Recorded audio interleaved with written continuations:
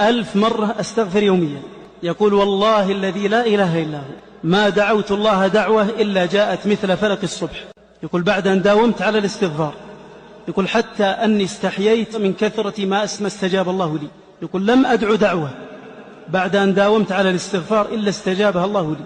وكذلك الرزق.